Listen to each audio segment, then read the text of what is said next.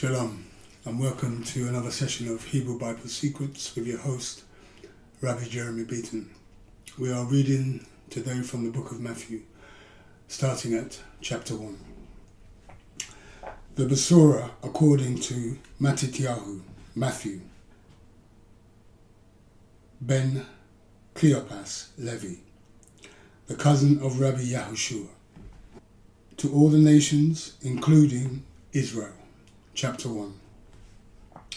The scroll of the generation of Yahushua, the Messiah, the son of David, the son of Abraham. 2. Abraham begot Yitzhak, and Yitzhak begot Yaakov, and Yaakov begot Yehuda and his brothers. 3. And Yehuda begot Pharatz, and Zerach, and Tamar, and Pharatz begot Ketron, and Ketron begot Aram. 4. And Aram begot Aminadab, and Aminadab begot Nachshon, and Nachshon begot Salmon. 5.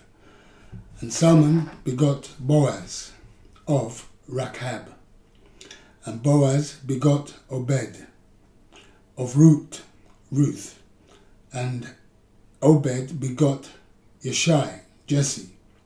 6.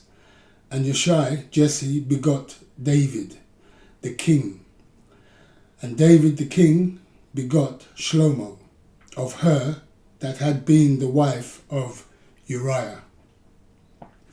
7. And Shlomo begot Rehabam, and Rehabam begot Abiyah, and Abiyah begot Asa. 8. And Asa begot Jehoshaphat, and Jehoshaphat begot Yahuram, and Yahuram begot Uziyahu. 9. And Uziyahu begot Yahutham, and Yahutham begot Achaz, and Achaz begot Yehezkiyahu. 10. And Yehezkiyahu begot Manasseh, and Manasseh begot Ammon, and Ammon begot Josiah. 11. And Josiah begot Jeconiah, and his brothers, about the time they were carried away to Babylon, Iraq. 12. And after they were brought to Babylon, Jeconiah begot Shealtiel, and Shealtiel begot Zerubbabel. 13. And Zerubbabel begot Abihud, and Abihud begot Eliakim, and Eliakim begot Azor. 14. And Azor begot Zadok, and Zadok begot Akim, and Akim begot Elihud. 15. And Elihud begot Eleazar, and Eleazar begot Matan, and Matan begot Yaakov. 16. And Yaakov begot Joseph, the Gaura, the guardian of Miriam, of whom was born Yahushua, who is called the Messiah. 17. So all the generations from Abraham to David are 14 generations, and from David until the carrying away into Babylon are 14 generations. And from the carrying away into Babylon to Messiah are 14 generations. 18. Now the birth of Yahushua, the Messiah, was this way. When his mother Miriam was espoused to Joseph, before they came together, she was found with child of the Ruach HaKadosh, the set-apart Spirit, or the Holy Spirit. 19.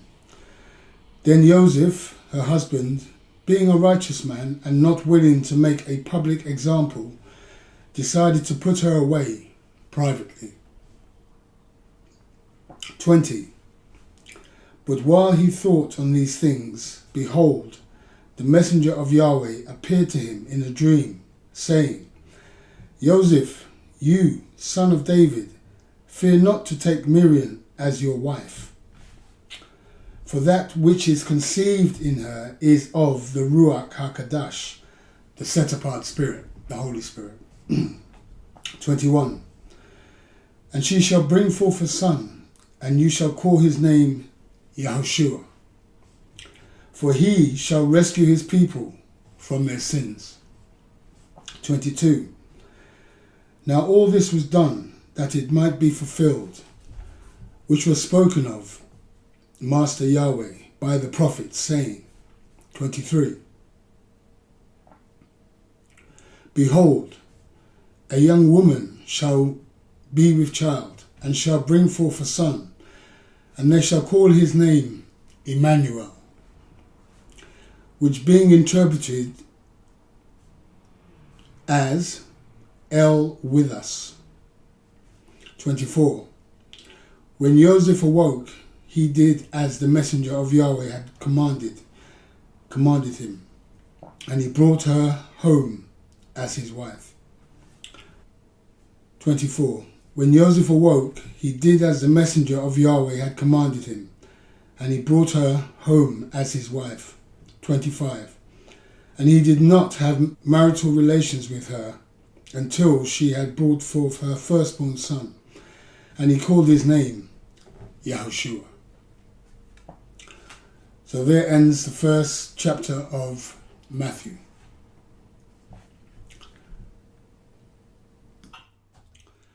So let's go to the first footnote, which is Yahushua, the name Yahushua. So it says here, Rabbi Yahushua, who some call Jesus, was an Israelite, corrupted by Rome, and presented as the Caucasian Jesus, while the original was born to a brown-skinned Miriam and Joseph through a virgin birth. Israel was a nation in northeast Africa. Christians have been deceived and continue to be deceived by a Caucasian lawless Jesus doctrines. Rabbi Yahushua was historically a person of brown skin. So if we have a look at Revelation 1, 14 to 15,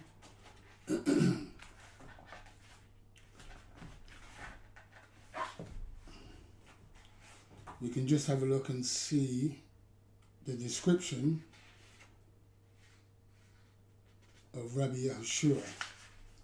You just give me a second. 14. His head and his hairs were white like wool, as white as snow, and his eyes were as a flame of fire. So woolly hair is similar to this. This is woolly hair in that respect. 15. And his feet were like fine brass, as if they were burned in a furnace, and his voice as the sound of many waters. So we have a few footnotes here. Let's have a quick look at these footnotes. So one we have under wool. So 18, it says, braided hair is something even Israel's people in the dispersion carry in their biological makeup as Africans. So let's have a look at the next footnote, which is under furnace. Which is brass. Brass is the metal that represents judgment. It also represents the Islamic nations, which will be judged. Yahushua, Jesus, is black, while most misrepresent his colour today as Caucasian. So you must understand that the Messiah is going to be a man of colour, as we see in Revelation here. Hair like wool, feet like fine brass that were burnt in a furnace. Okay. And for the last footnote, we have furnace. His feet are described as black, and so is the rest of his body, because he looked like an African. So there you have it. The description of the Messiah is of a man of colour. So you must understand that, you know, we've got a false representation there of the Messiah, who is Caucasian. And this is a wrong representation. The real colour of the Messiah is going to be obviously of brown skin colour or dark brown skin colour. Okay, so let's go back to where we were. So carrying on, the name Yahushua, which is the short Hebrew parent root word Yah, the Hebrew letters Yud and Hey make up this word. In the Greek, the name of Yahushua was translated over as Jesus and not transliterated. One should understand that the Greek language has no consonant for Y. Therefore, the switch from Yud became the letter I. This was the first instance where the name was replaced. The second instance we have is that the Greek language has no word to replace the Hebrew letter Shin. The Greeks therefore used the letter sigma for this, and here we can see it softens the sound from a hard shin to a soft sound of the Greek sigma. The same as the Arabic word Ishmael rather than the Hebrew Ishmael. The Hebrew wa, which in the ancient script shows up as W and has a U or a double O sound. This would be paralleled by the Greek upsilon, but it has a slightly different sound to the guttural Hebrew, which was needed. The S in Greek was added to give it the right feel, but by the time the conversion is done in the Greek language, the name was changed completely from Yahushua to Jesus, which is not the original name. What should have happened was that it should have been transliterated and the name would be left as it was in the Hebrew. That would have been more accurate, and this is exactly what the Greek translators did with the Tanakh, the books of the Bible from Genesis to Malachi, 275 years before Rabbi Yeshua's birth. This is where the royal name of Yahweh was carried in all the Greek translations and left as Yahweh in the royal Hebrew. This was the correct way to carry it over. The question then is, if the Greek translators, who were rabbis, did this in 275 years before then, why not in the first century? The answer is that it was not knowledgeable rabbim who did the translation, but Greek Gentiles instead. Unfortunately, this is what has caused the confusion for the masses later and left with many inaccurate titles, such as Jesus. We can now understand the development of the name Jesus from Isus, the IE of the Greek, eventually replaced by the J, and the rest, as you know, is Sus. That became the Gentile nickname as Jesus. Yahushua is the Messiah prophesied in the prophets. The name Jesus can be verified in the King James 1611 text from 1611 to 1628, where it was Isus, and then later, when the J was developed, in the English language, it changed again. In the year 1629, in the King James Version text, it then appeared as Jesus. Then the English language had the letter J added to it, to its alphabet, and this has stuck to this day. Look for Yahushua out of Jerusalem in Israel in the 1st century, and not to the one from the USA or Europe. So understand the original name was Yahushua, and then through the Greeks who translated the name basically changed the whole name from Yahushua to Jesus. Okay? Obviously Isus first without the J, and then when the J was invented, then the J was added, so it went from Isus to Jesus. Okay. Note, the Hebrew hieroglyph for Yahushua means majestic light over the living. Those that espouse the word to be Shua, trying to implicate Yahushua as the one who cried out, do it in error. The Hebrew word Strong's is Shavah, H7775, and not Shua or Shu-u-ah.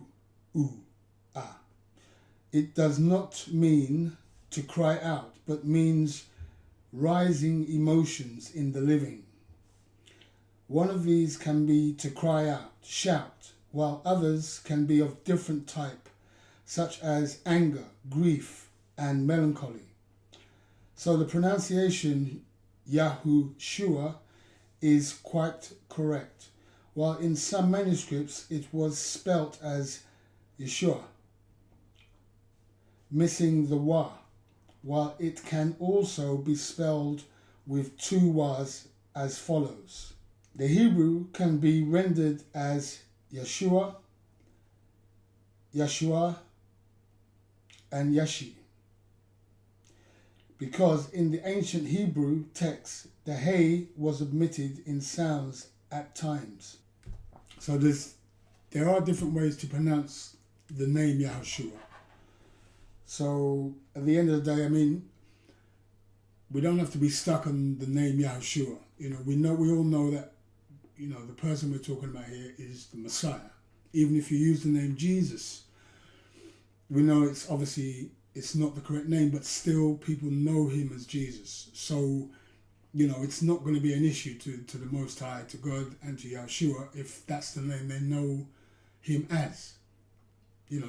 It's about your intention towards Messiah, towards Jesus, and towards God.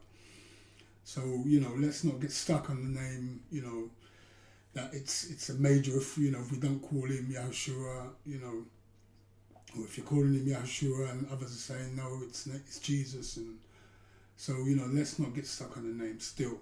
But we know we're talking about the Messiah here, yeah? And that's what's important. So that is the first footnote. So let's have a look at the second footnote. So we have the Messiah, the son of David. So let's have a look at this. He was identified as the son of David. So there you have it, the definite article. So we will finish there for the moment, and I will hope to see you on the other side. I thank you for watching. This is Rabbi Beaton saying, Shalom, Shalom. May you find rest and comfort for your souls.